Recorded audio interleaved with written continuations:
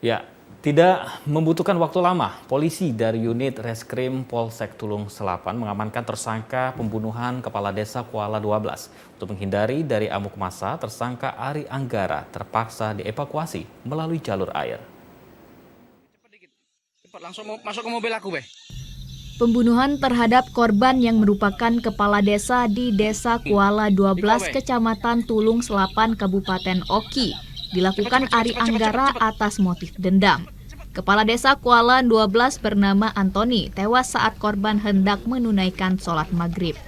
Korban ditikam pelaku beberapa kali hingga korban tercebur ke sungai. Mengetahui informasi tragedi berdarah itu, Satuan Reskrim Polsek Tulung Selapan langsung menuju lokasi kejadian.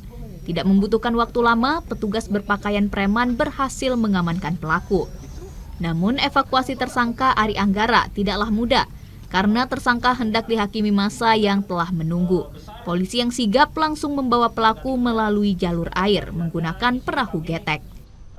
Pada saat ngambil wudhu, kemudian pelaku langsung menikam punggung korban.